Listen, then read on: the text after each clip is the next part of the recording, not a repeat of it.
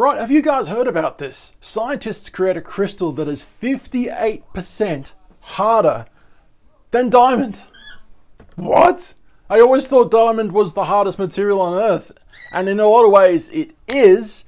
But hey, there are a lot of Frankenstein people out there in their labs building things such as gold as well. I will get to that in a second, but focusing on the diamond situation. You know, diamonds are one of the world's most lusted for products. Women love diamonds, all right? Men hate them because once they buy them for their woman, they are basically broke. And they have a wallet with absolutely nothing in there except for dust particles. Hey, for society and things like that, right? Anyway, so, you know, just to prove the point, asking Google this question. What's the hardest thing on Earth?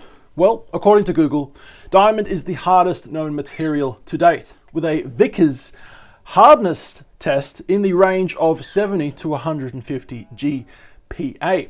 Now, apparently a Vickers hardness test was developed in 1921, and if you guys want to read that, then please do, or of course go to the Wikipedia page, right? But you know, it's basically, diamond is a super hard material, and it's not just super hard, right, for our fingers, right, but it's actually a super hard material used in many different tools on Earth, such as saw blades, drill bits. I mean, if you didn't know that, now you know, all right? The reason that we're able to cut metal with metal, or shave metal away with a metal blade kind of thing is, you know, you're using diamond tipped blades. These diamond tipped blades, you know, the very, very small diamonds, very, very, very, very small diamond, you know, powdery substance kind of thing, that's able to cut metal, all right? So it's not just girl's best friend. But now, using gunpowder, apparently, scientists have discovered this new way of building a material that is, well, like I said, you know, 58% harder. Wow. If only men with flaccid doodles could use some sort of diamond to become more stronger in the bedroom. You know, if only, I'm just saying. I don't need it personally, but I'm just saying, if only. Maybe, I don't know. Anyway, forget about that for a second. So look, new crystal produced with gunpowder is stronger than a diamond. We're going to be reading from this website today, Big Think, all right? Interesting little article. So diamonds may be a girl's best friend, as we've said before, right?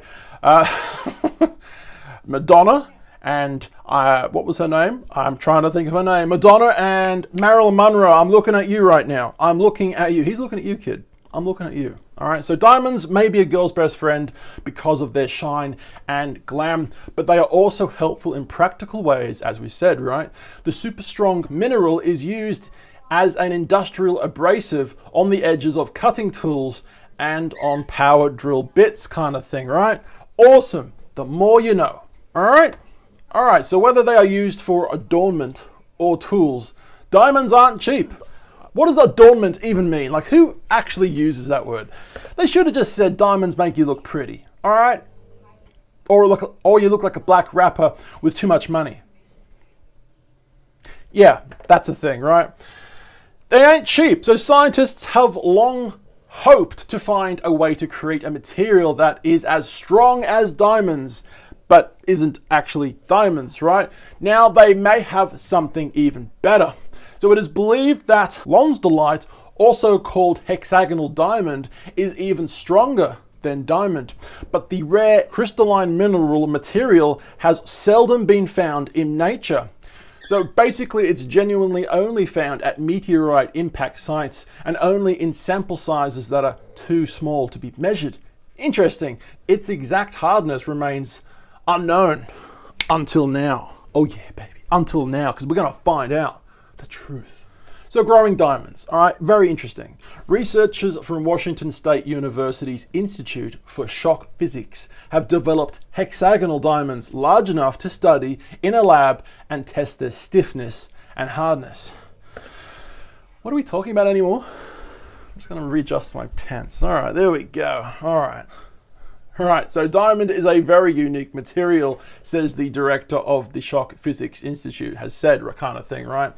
It is not only the strongest, but it has, beautiful optical properties and a very high thermal conductivity to it as well.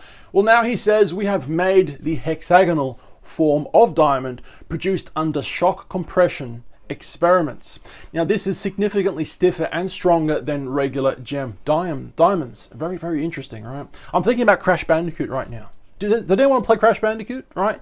Getting those diamonds was kind of my goal because they were kind of a thing that you'd only get if you got all the boxes in Crash, right? You guys remember that? It's an awesome game. Anyway, so how do they do it? Well, using gunpowder and compressed gas, Gupta's team launched dime-sized graphite discs at a transparent material at apparently 15,000 miles per hour. Now, upon impact, shockwaves coursed through the discs, transforming them into lonsdaleite. How do you pronounce that one? Lonsdaleite? I'm pretty sure it's that one, right? Lonsdaleite. Yeah, that'll do. Lonsdaleite. All right. So measuring strength with sound. So sound travels more quickly via stiffer materials. So the researchers generated a small sound wave shortly after impact and used lasers to track its process through the diamond. So the lonsdaleite proved to be more stiffer than diamond. God damn it, I am more stiffer than diamond. Just get me the right person in the room and I'm good. I'm good to go. All right? My girlfriend's the right person. Just letting you know. Hi, baby. Hi. All right. Since more rigid materials are genuinely harder and more resistant to scratching, they concluded that lonsdaleite is stronger than diamond by 58%, a new record. Now, they published their findings in physical review letters, right? Interesting. So if someday we can produce them and polish them, I think that they'd be more in demand than cubic diamonds. It just goes to show what time will bring, right? Obviously with scientists playing God in, that's a loose term, right? But, scientists being scientists, trying to discover new things in laboratory settings, right? This could become a new hot commodity for fashion designers and tool makers all around the world in the future, right? Why go to the expense of mining diamond mines, putting people's lives at risk and paying their wages, right? When you can actually make these things in a lab and they'd be harder and potentially prettier than the real thing. But of course, having said that, you can never go wrong with Mother Nature. I'm just saying, Mother Nature rules, all right? Now, we don't need to worry that lab-created super diamonds will make our precious jewels seem dull. That's because the lonsdaleite only lasted for a few nanoseconds before the high-velocity impact obliterated the gem just long enough for the team to get their measurements. Ouch! So obviously this is a laboratory figuring this out. So if they can figure this out to make them last, well, permanently, instead of disappearing, right, then yeah, this will be a thing. But, it won't be a thing for a while, let's face it. So if you have diamonds, or if you're looking for diamonds, then yeah, diamonds are your thing. Diamonds are going nowhere anytime soon, let's face it.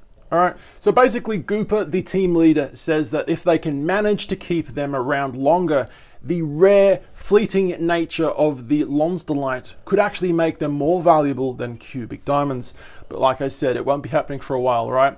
So if someday we can produce them and polish them, I think that they'd be more in demand than cubic diamonds, says Cooper, the team leader, right? Now, if somebody said to you, look, I'm going to give you the choice of 2 diamonds, and one of them is a lot rarer than the other one, which one would you pick? Interesting. Now, at the start of this video, I promised you that I would show you that scientists are now starting to make gold in laboratory settings. I mean, I say now, as if it's just, right now, right? They've been trying to do this for such a long time, decades, all right? But here's a quick look from this quick article. A new form, look at this gold, look how beautiful it is, right? A new form of lab-made gold is better and goldener than nature's pathetic version. So there we go. Look at that beautiful gold, right? It just makes you wonder and think to yourself, yeah, Is it time to sell my gold stockpile? If you have a gold, I mean, like, who has a gold stockpile? Are you Jeff Bezos? Statistically speaking, probably not. No. But you know, if you do have gold reserves or do have diamond reserves in your bank vault because how you're a $1 billion guy from Sweden or the Wolf of Wall Street, hey, you know, I'm just saying, one or the other, if you do have them, maybe it's time to start selling them because your gold and diamonds may be worth nothing soon. Food for thought. All right, guys, we're on 2 different YouTube channels. 2, and of course, 1 where we make travel films all around the world. Instagram, Facebook, YouTube, at Tallboy Gareth. I've been tall. My name's Gareth. I love you and leave yous, and I'll see yous tomorrow. Oh, no junk mail. Just done. No junk mail. All right. See ya.